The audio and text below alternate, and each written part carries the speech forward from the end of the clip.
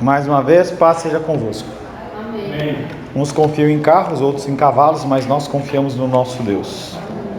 Estamos tratando o último bloco de Gálatas capítulo 4. Quero convidar você a abrir Gálatas capítulo 4.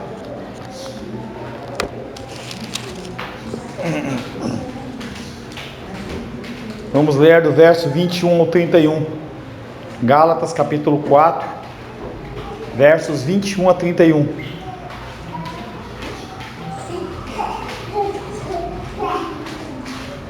Assim diz a palavra de Deus. Gálatas capítulo 4, versos 21 a 31. Dizei-me vós, os que quereis estar sob a lei, acaso não ouvis a lei?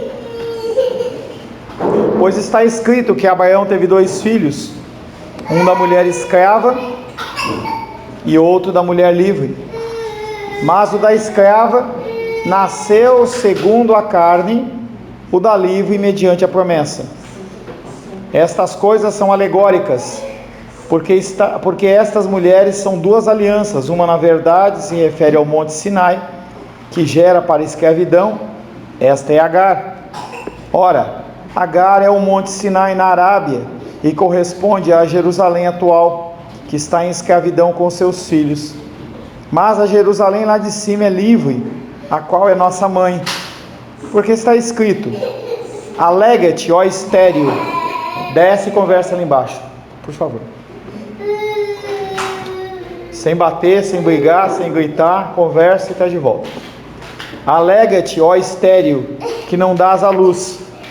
Exulta e clama, tu que não estás de parto, porque são mais numerosos os filhos da abandonada que as que têm marido. Vós, porém, irmãos, sois filhos da promessa, como Isaque. Como, porém, outrora, o que nascera segundo a carne perseguia o que nasceu segundo o Espírito, assim também agora. Contudo, que diz a Escritura: lança fora a escrava e seu filho, porque de modo algum o filho da escrava será herdeiro com o filho da livre. E assim, irmãos, somos filhos não da escravidão, mas da livre. Palavra do Senhor. Senhor, em nome de Jesus, lemos mais uma vez a Tua palavra e pedimos que o Senhor nos conceda a graça do Teu entendimento. Nós louvamos, adoramos e bendizemos em nome de Jesus. Amém.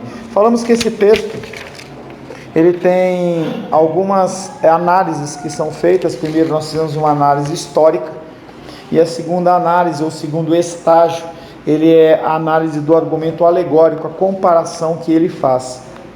Embora sejam eventos históricos, isso não é uma historinha, isso aconteceu de verdade, as circunstâncias do nascimento de Ismael e de Isaque também apresentam uma profunda verdade espiritual. Primeira, historicamente, Ismael nasce primeiro de Agar, mas alegoricamente nós temos a condição não mais de 2 mulheres, mas de 2 alianças, que foram feitas.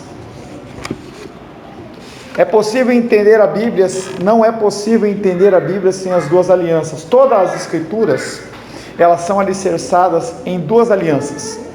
Uma aliança que foi feita pela lei com o povo de Israel, lá atrás, e uma aliança que foi feita conosco, através de Jesus Cristo. Nossa Bíblia está dividida no meio em 2 testamentos, o Antigo e o Novo Testamento, representando as 2 alianças, a Antiga e a Nova Aliança. Quando uma nova aliança ela é feita, a Antiga Aliança ela deixa de ter validade. Recebemos cartão novo, e aí quando eu fui lá, liberei o cartão novo, o cartão antigo ele deixou de valer. Cartão de crédito. Eu recebi um cartão de crédito novo, e aí eu ativei ele. Quando eu ativei o cartão de crédito novo, aquele que era o anterior, ele deixou de ter validade. É a mesma coisa em relação à aliança. Mas pastor, aí você está se referindo ao mesmo tempo do antigo, da lei, da graça, aí desativa não, né? Sim. Desativa a lei. A aliança da lei deixa de ter valia, passa a ser aliança de Cristo superior e mais completa que a anterior. Não é que a lei deixou de valer. Eu estou dizendo que a aliança, ela perde a valia e passa a valer a aliança de Cristo. Não mais aquela aliança, o que vale agora é a aliança de Cristo. Na questão que você falou do domingo passado, que ninguém consegue cumprir. Sim. É mais na graça que a gente consegue viver a palavra. Sim, através do sacrifício de Cristo. Não pelo meu esforço, nem pelo seu esforço. Nós não vivemos na graça, nós vivemos pela graça, porque a graça dele é imposta. Se eu vivesse na graça, era um novo tempo em que eu conseguiria viver a lei segundo a minha força. Eu não consigo. Nós temos a graça e a lei. Você viver na graça, você está vivendo numa nova aliança. É como se você conseguisse viver o que é os mandamentos da lei agora a partir do sacrifício de Cristo. Não é isso. Você vive pela graça. Apesar de você continuar tendo que praticar aqueles mandamentos e não conseguir, o sangue do Cordeiro é sobre a sua vida, então você é aceito. Antes era aceito por um sacrifício de um bicho, agora é sacrifício de Cristo. Eu não estou entendendo esse na e pela. Qual a diferença das duas? Eu vou pela terceira vez. Não, depois a gente conversa mais. Depois a gente conversa. Particular. Tá. Uma aliança é um acordo solene entre Deus e os homens, através do qual ele transforma em seu povo e promete ser o seu Deus. Deus estabeleceu a antiga aliança através de Moisés e a nova aliança através de Jesus Cristo, cujo sangue a ratificou. Foi como se fosse o selo. Antes o selo era o sangue dos animais, agora o sangue perfeito de Cristo, ele vem ratificando, não é retificando. Retificando é alterar, ele ratifica, ele falou assim: é isso que está valendo. A antiga aliança mosaica fundamentava-se na lei, mas a nova aliança, figurada em Abraão, ela é profetizada por Jeremias e fundamenta-se em promessas. Na lei colocou Deus responsabilidades sobre as pessoas e disse: farás e não farás. Moisés traz a lei dizendo: você tem que fazer assim, você não pode fazer daquele jeito, você tem que trabalhar num dia e no outro você não pode. Vem o maná, você pode pegar esta quantidade, você tem que seguir essas ordenanças, você não pode adorar a Deus em qualquer lugar, você tem que fazer desta forma. A da graça, ela é alicerçada em promessas e não em cima da conclusão de leis, porque se eu faço a lei, eu sou aprovado. Se na da graça, eu, independente das minhas obras, eu sou aprovado pelo sacrifício de Cristo. Ele completa.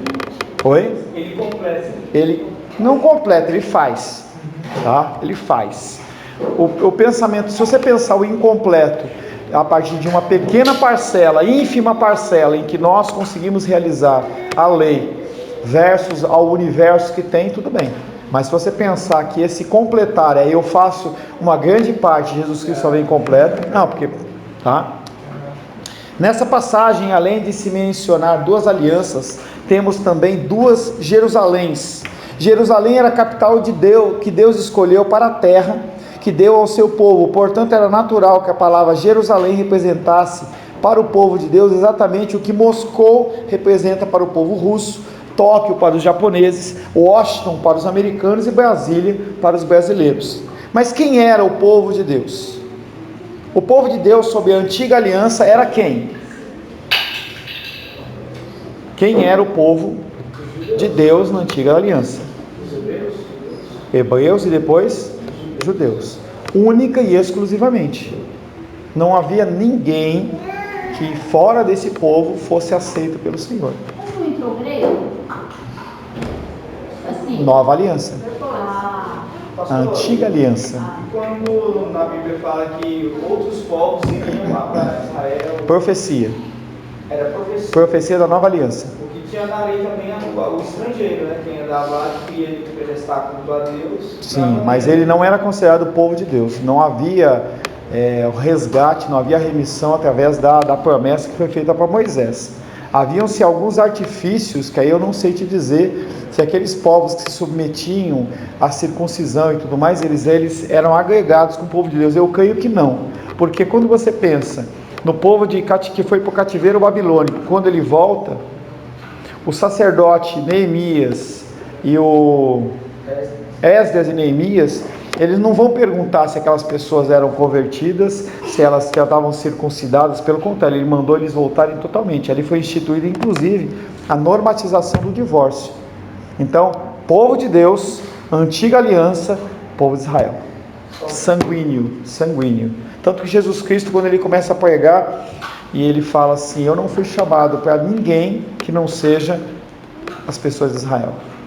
Parece tem um fato em que Jesus Cristo abençoa uma mulher, em que a mulher fala: oh, Jesus me abençoa, tal, e ele fala: não, eu vim para o povo de Israel. Não, mas os cachorrinhos, eles comem das mesas dos seus mestres.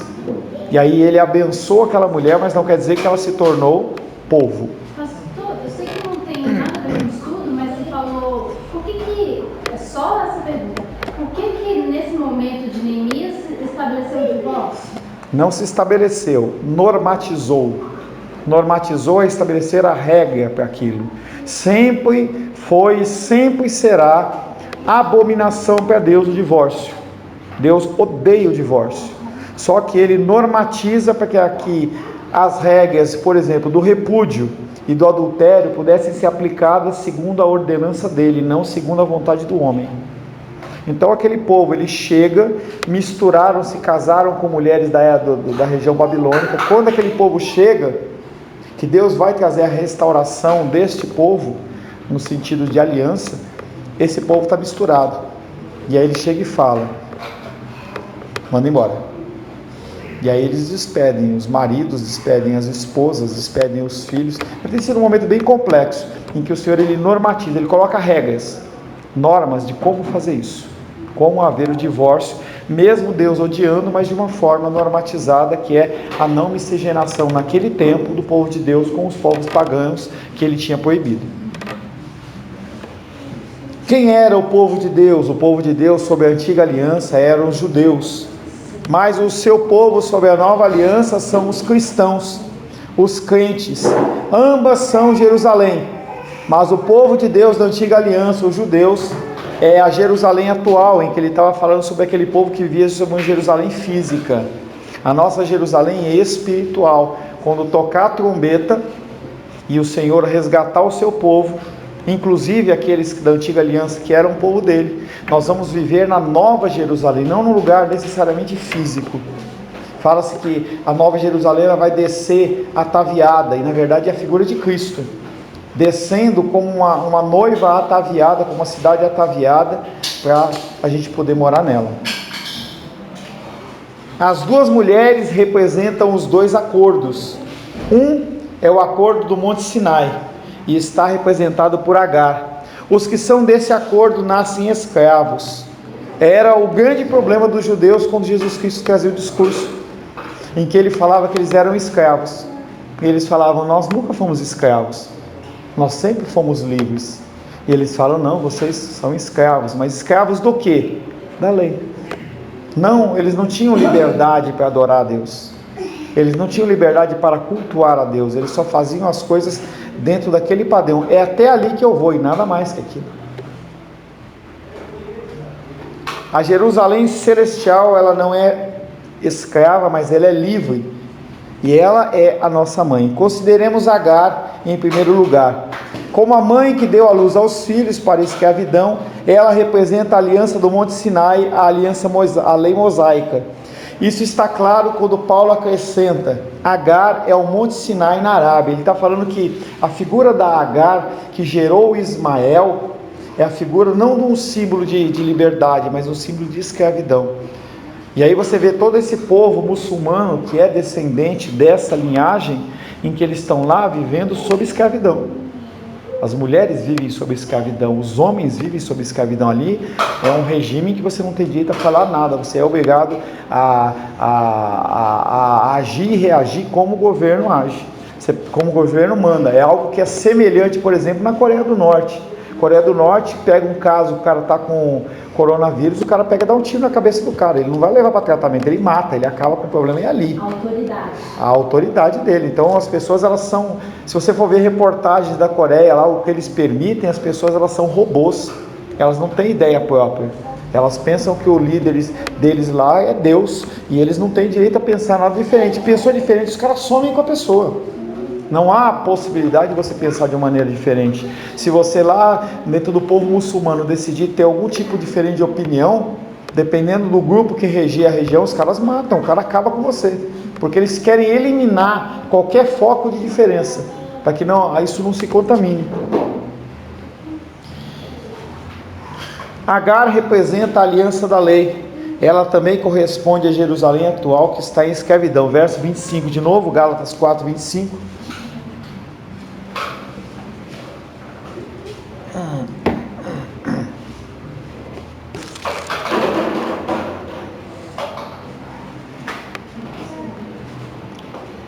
Agar, vamos lá? Ó. Vai? Ora, Agar é o Monte Sinai na Arábia e corresponde a Jerusalém atual, que está em escravidão com seus filhos. O que é uma alegoria? Você mostra uma coisa através de outra. O que ele está mostrando aqui? Agar, ela é a representação da escrava, e essa escravidão ela se inicia através do estado da definição da lei dentro da aliança mosaica, dentro do Monte Sinai. Então essa é a alegoria, ele está comparando. Depois agora nós vamos no verso 26 fazer uma comparação de Sara como a mãe da liberdade, que é comparada com a Jerusalém espiritual, que nós vamos ver lá em Apocalipse. Esse então não, hein? Sara era diferente, verso 26, mas a Jerusalém lá de cima é livre, a qual é nossa mãe. Isto é, se Agar, a mãe de Ismael, a mulher escrava, representa a Jerusalém terrena ou judaísmo, então Sara, a mãe de Isaac, sendo mulher livre, representa a Jerusalém celestial ou a igreja cristã. E Paulo acrescenta, a qual é a nossa mãe. Na qualidade de cristãos, somos cidadãos da Jerusalém lá de cima. Estamos ligados a Deus por uma nova aliança.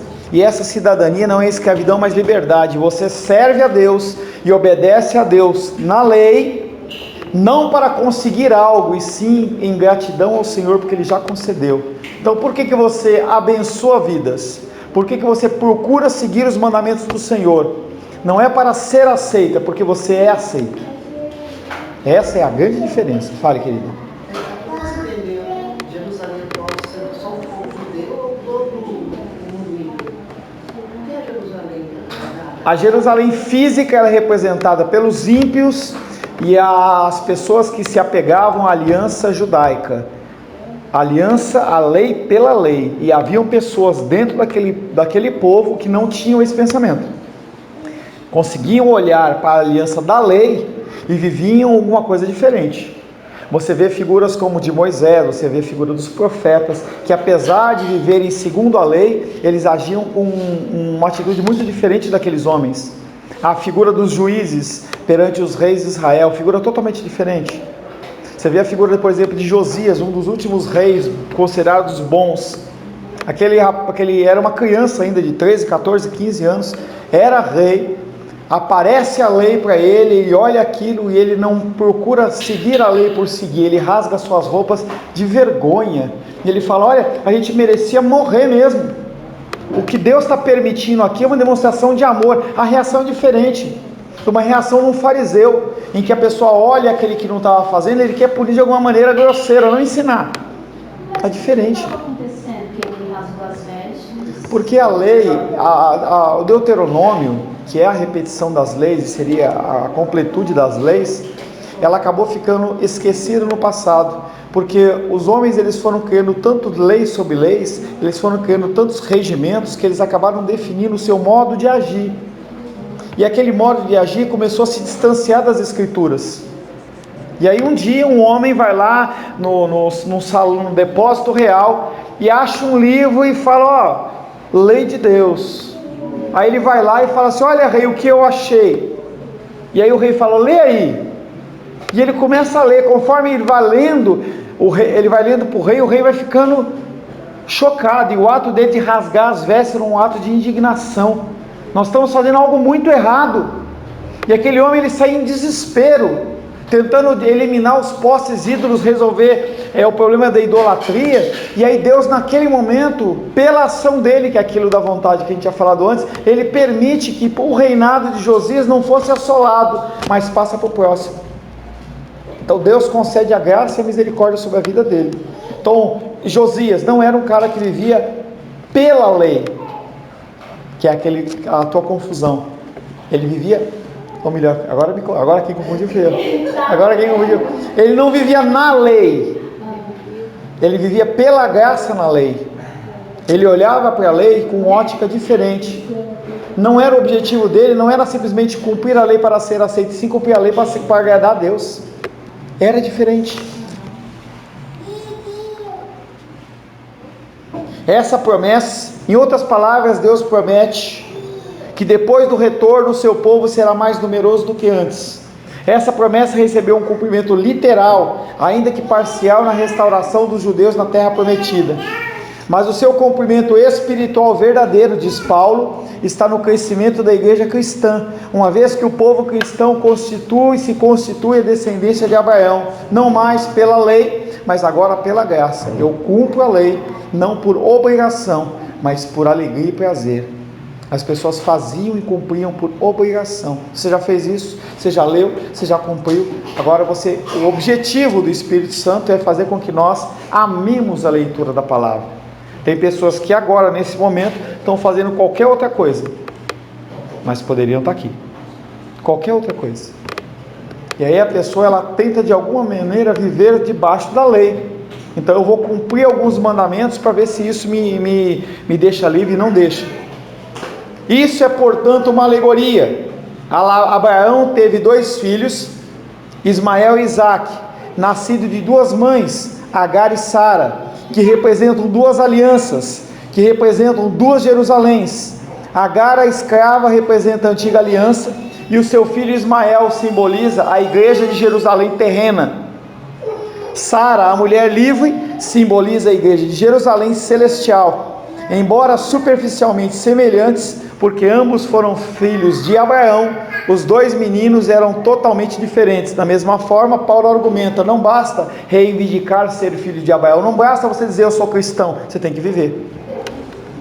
Muitas pessoas dizem, eu sou cristão, eu estou na igreja, eu fui batizado, e não é cristão. Não basta você declarar, você tem que viver. Fale. Esse texto que você leu de Gálatas, falando da Agar, quer dizer que essa nova Jerusalém é escrava? Porque está falando, não. Agar não Sinai na Arábia e é a antiga aliança. Jerusalém. A nova Jerusalém deles, da antiga aliança. Então, a Jerusalém da antiga. Jerusalém física antiga. A nossa Jerusalém é espiritual. A Arábia é a comparação, querida. A Arábia é o quê? O povo muçulmano. Tá? Nós estamos...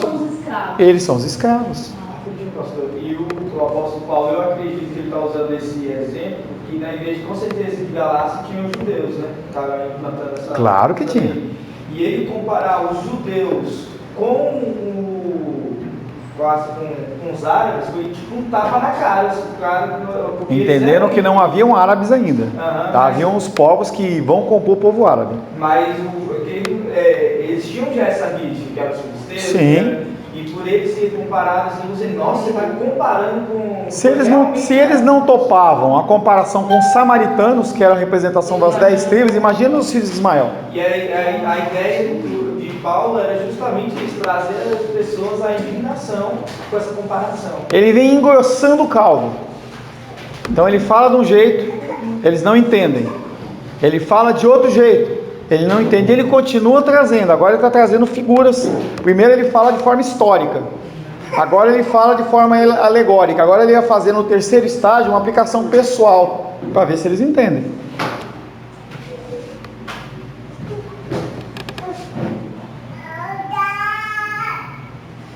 Não basta reivindicar Abraão por nosso pai, o importante é considerar quem é a nossa mãe, de onde vem a nossa aliança. Não lembro, acho que é João Batista que diz. Pode descer, filha, não tem jeito não. João Batista, ele fala: se Deus quisesse, ele fazia dessas pedras filhos de Abraão. Se ele quisesse, ele fazia. Não é você se declarar filho de Deus que você é. Por isso que você vê que tantas pessoas com camisetas, fazendo marcha para Jesus, andando com faixinha na testa, tendo uma série de coisas, e não são cristãos e nunca foram cristãos. Cristianismo tem a ver com obediência da palavra. Eu bati demais ontem nessa tecla lá com o pessoal. Não é declaração, é muito mais vida. E é uma vida de dia após dia após dia. Verso 20. No verso 20 fala: vós, porém, irmãos, sois filhos da promessa como Isaque.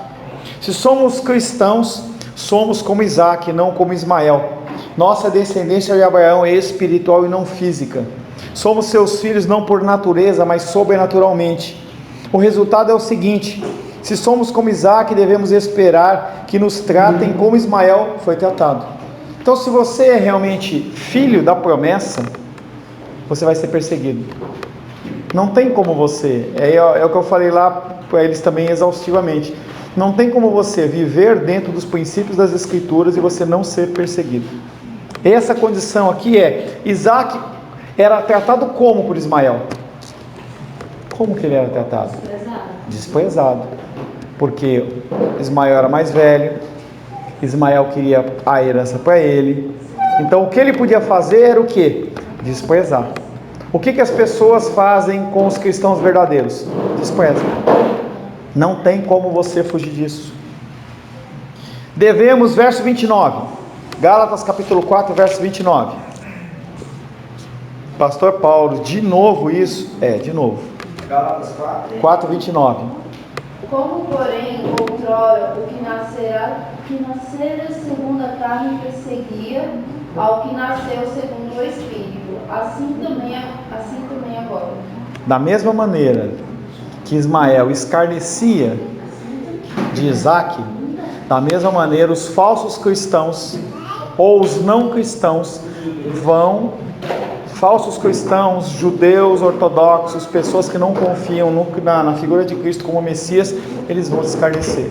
Então a pessoa vai olhar e falar sobre vitória, sobre prosperidade.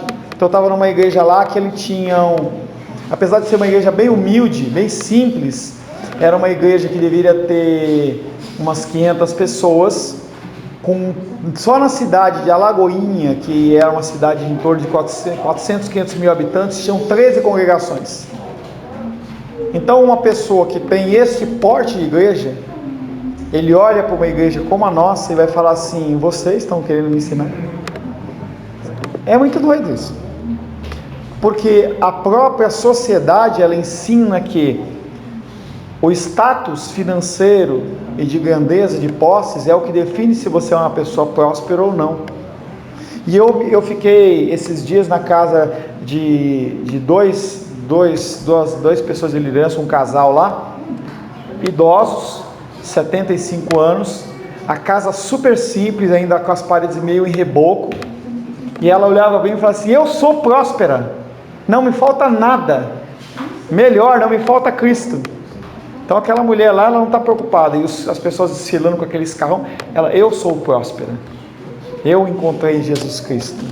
E você viu o discurso daquela mulher, e ela entendia: eu tenho os meus filhos que não estão nas drogas, eu estou com saúde, eu estou com meu marido aqui. Ela se entendia como próspera. Mas você vai falar isso para o pessoal do mundo, a pessoa não entende. Verso 29. Como porém outrora o que nascera segundo a carne perseguia o que nasceu segundo o Espírito, assim também agora. Na cerimônia em que Isaque foi desmamado, quando tinha provavelmente 3 anos de idade, Ismael era um jovem de 17, Ismael ridicularizou seu meu irmão. Percebemos os detalhes do que aconteceu, porque a atitude de Ismael é descrita por um verbo hebraico que significa ser ridicularizado ou zombado. Gênesis 21, 9.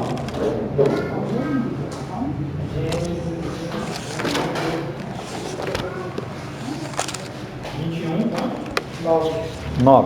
Veio Sara, filho de Agar, a egípcia, o qual ela dera luz a Abraão, caçoava de Isaac. Tá?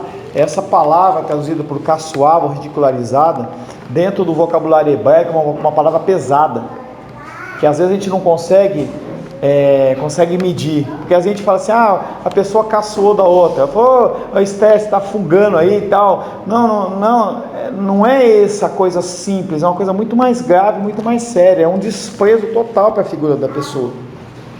Está claro que Isaac foi objeto de desprezo e escárnio por parte de Ismael, e nós devemos esperar o mesmo. A perseguição da verdadeira igreja dos crentes cristãos, cuja descendência espiritual vem de Abraão, nem sempre vem do mundo, isto é, de estranhos, mas muitas vezes de meio-irmãos das pessoas que se dizem religiosas.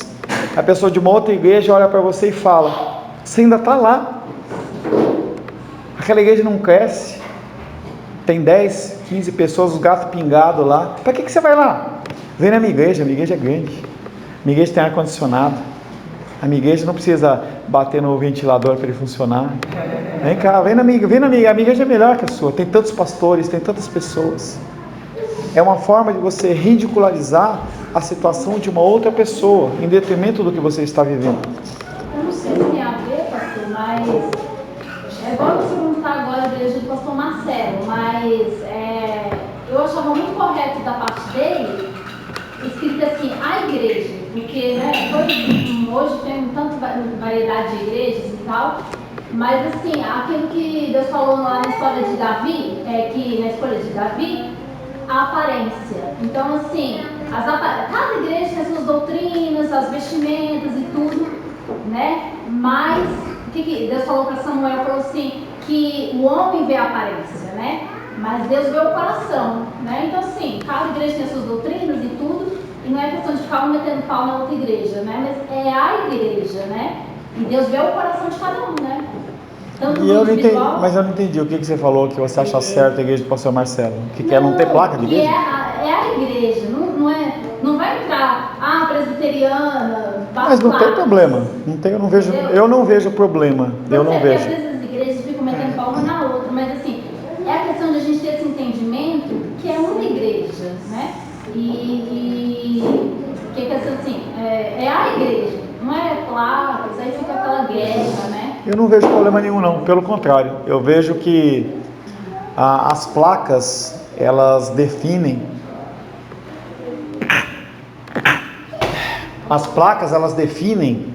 eu não espirrei, só fiz barulho, você não viu que não saiu nada, ó.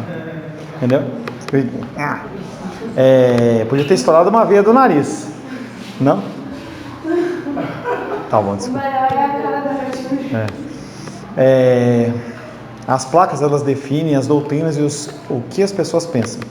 Então, o que acontece é que muitas vezes as pessoas elas se sentem, não é se sentem bem, elas procuram um lugar que reflita aquilo que elas pensam.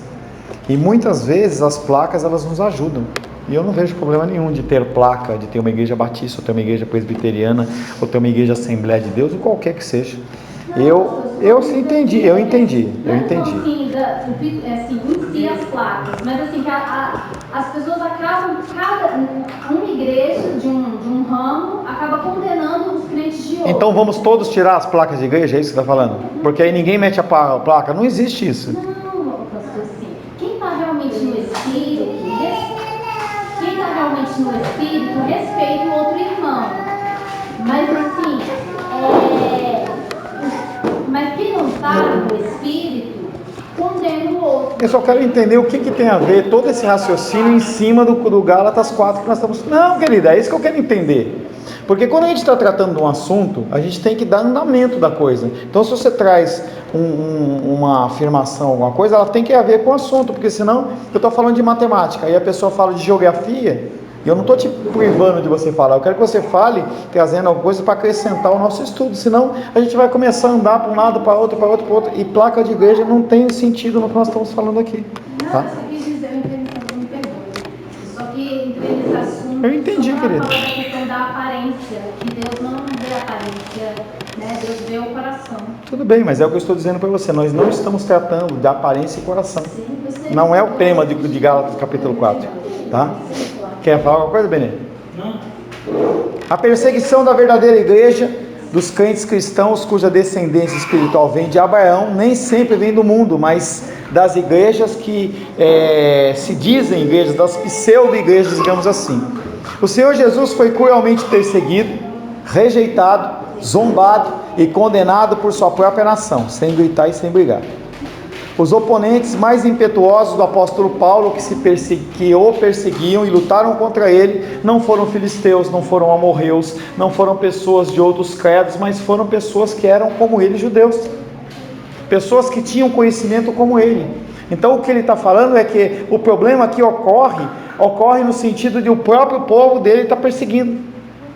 A estrutura do papado medieval perseguiu todas as minorias protestantes com crueldade, e os maiores inimigos da fé evangélica atualmente não são os incrédulos, que ao ouvir o evangelho geralmente o aceitam, mas a igreja, o sistema, a hierarquia. O problema nosso hoje não é o mundo, o problema nosso hoje é a igreja dentro, com várias frentes, com vários pensamentos que não são os cristãos. Então nós podemos sim ter várias igrejas, mas temos que ter pensamentos que são conforme as Escrituras. Não importa se na igreja o cara está vivendo com terno ou se o outro está usando uma blusa polo. Importa de uma forma primária o quê? O que o evangelho está sendo pregado ali. E é algo que eu já comentei com vocês. Foi feita uma pesquisa lá em São Paulo e mais de 80 a 85% das igrejas, elas pregam coisas que não estão nas Escrituras, são heresias. Então o problema é esse. O problema não é a vestimenta, não é a placa, o problema é o que está sendo pregado. E o que está sendo pregado está sendo fora. E o que o apóstolo Paulo está falando é: a maior perseguição vem de dentro. Gálatas, vejam o que eles estão falando. Tem a ver com o evangelho de Cristo?